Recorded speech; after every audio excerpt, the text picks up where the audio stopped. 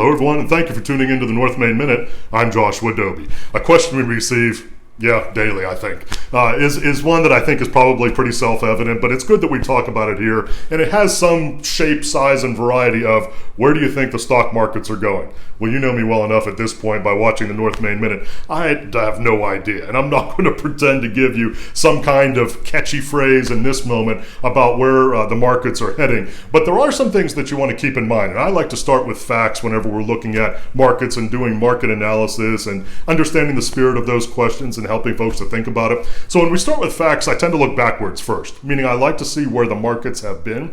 And the plain truth is, as measured by our most popular indexes, if you're talking S&P 500 index, Dow Jones Industrial Average Index, the NASDAQ Composite Index, so I'm talking equity or stock indexes, if you're looking at them in terms of their performance here over the last couple of years, we have been above average. Now, why is that relevant? It's relevant because if we have been above average, mathematically, at some point there is a possibility that we may be below average, and that may mean some level of retraction. Now, I'm not saying that that's going to happen right away or that even is on our near-term horizon, but it certainly is possible if we have an occurrence which we internally sometimes call reversion to the mean or some retraction. If we're above average, a retraction to more towards where the averages are, it's certainly greater likelihood, if you will, that can happen sooner rather than later. So you definitely want to be taking a look at that. If you're planning for here and you've been up here, it's just a good idea to take a look at your overall holdings, maybe do some rebalancing,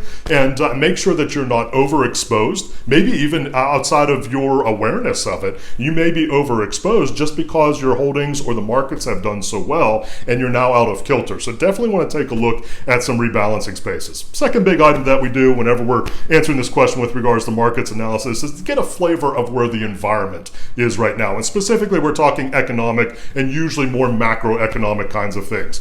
We've got some headwinds ahead of us right now. We have the possibility of an increase in our tax rates that's sitting out there with legislation that's percolating through Congress right now. We're in a higher inflationary environment right now than we've been for the last decade and a half. That also can provide some headwinds in the near term. So we're looking at those kinds of things and trying to calculate what that means for the markets. So that increases the possibility that in the short run, we may have some larger amounts of negative volatility. Again, not saying that that's what's going to happen. We deal with probabilities here because we can't predict the future. And we want to be sure that what we're seeing, we base as much in fact as possible, also taking into account historical kinds of movements in similar kinds of environments. If you'd like to reach out to us at North Main Financial Group, perhaps chat about where the markets are. I always enjoy doing that, but also more specifically to take a look at what that means relative to your portfolio and what it may mean in terms of should we make any tweaks in your plan. We'd love to hear from you, northmainfinancial.com.